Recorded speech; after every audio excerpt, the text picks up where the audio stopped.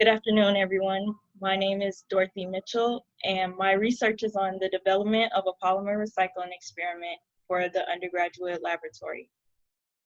Polymers can often be compared to a necklace of beads on a string. They're formed from single-unit monomers, which undergo a polymerization process and form long chain-like structures. These polymers are everywhere around us, and we often use them in our everyday lives with things such as our water bottles, grocery bags, and a major portion of plastic production. Over the past few years, the increase in plastic production has led to recycling issues and waste management issues across the United States. According to the Environmental Protection Agency, only 2.8 million out of the 31 million tons of plastic waste thrown out was recycled in 2015.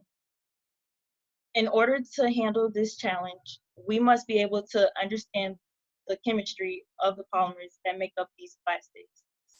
However, most of the traditional undergraduate curriculum focuses on the synthesis and characterization of small discrete molecules.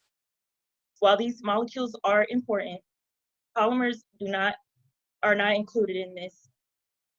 And so our goal is to develop an experiment that will improve polymer chemistry education. We'll be working with the polymer polystyrene, which has the recycling number 6. It's used for styrofoam and many disposable plates and cups. It is one of the harder polymers to recycle due to its low density in foam form and its non-degradable nature. Our methods will follow the industrial process of recycling polystyrene, and it uses the dissolution reprecipitation technique. It begins by dissolving the wasted polystyrene in a natural solvent called cymene. Only the polystyrene will be dissolved in this solvent. Any insoluble impurities will need to be filtered out through a filtration process. A weak solvent is then added to precipitate out the pure polystyrene. This pure polystyrene can then be repelletized and reused for new consumer items. Our proposed experiment will follow the same technique.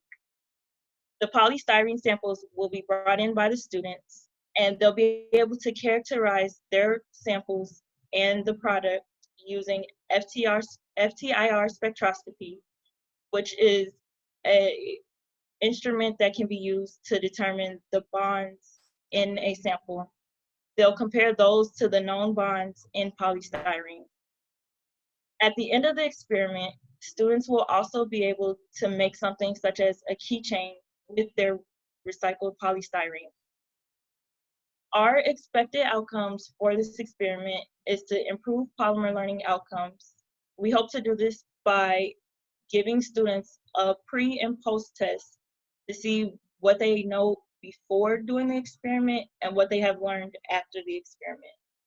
We also want to encourage better recycling habits and emphasize the University of Wisconsin-Oshkosh's commitment to sustainability.